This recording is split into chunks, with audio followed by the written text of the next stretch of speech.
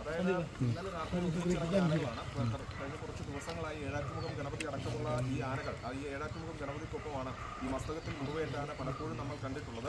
കഴിഞ്ഞ തവണ മയക്കുവെടി വയ്ക്കുന്ന ദിവസവും അതായത് മയക്കുവെടി വെച്ച 6 ദിവസം പിന്നീട് അന്നൊക്കെ ഉണ്ടായിരുന്ന ആനയെ പിന്നീട് നമ്മൾ കാണുന്ന സമയത്ത് ഈ ഏഴാറ്റുമുഖം ഗണപതിക്കൊപ്പമായിരുന്നു ഉണ്ടായിരുന്നത്.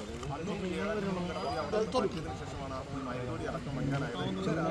ഏഴാറ്റുമുഖം ഗണപതി ഈ ആനയ്ക്കൊപ്പം മുഴുവൻ സമയം അതായത് 2 ആനകളും എടുത്ത് ഈ ചാലക്കുടി പുഴ ഒന്നിച്ച് മുറിച്ച് കടന്ന് ആ പുഴയിലെ വെള്ളത്തിലൊക്കെ 2 ആനകളും ഒന്നിച്ച് നീരാടുന്നതൊക്കെ നമ്മൾ കണ്ടതാണ്.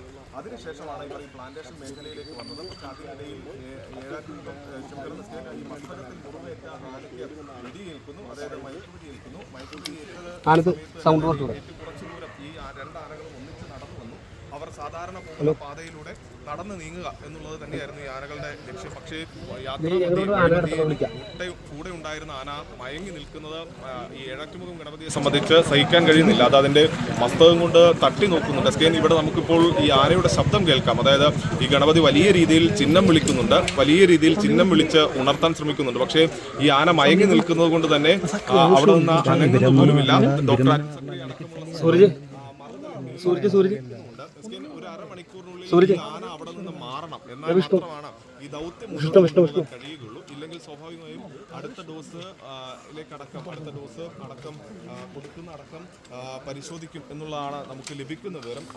വനംവകുപ്പും കണക്ക് കൂട്ടുന്ന ഈ ആന അല്പസമയത്തിനകം തന്നെ ഈ ആനക്കരികിൽ നിന്ന്, അതായത് മസ്തകത്തിൽ മുറിവേറ്റ ആനക്കരികിൽ നിന്ന് ഏഴാറ്റുമുഖം ഗണപതി മാറും എന്നുള്ളത് തന്നെയാണ് വനംവകുപ്പ് കണക്ക് കൂട്ടുന്നത്. ഡോക്ടർ അജിസക്രി അടക്കമുള്ളവർ മറുതലക്കലിൽ നിൽക്കുന്നുണ്ട്. അവർ ഈ ആനയെ നിരീക്ഷിച്ചുകൊണ്ടിരിക്കുകയാണ്. ആന മയങ്ങി തുടങ്ങിയിരിക്കുന്നു എന്നുള്ളതാണ് വനംവകുപ്പ് ഉദ്യോഗസ്ഥർ വ്യക്തമാക്കുന്ന കാര്യം.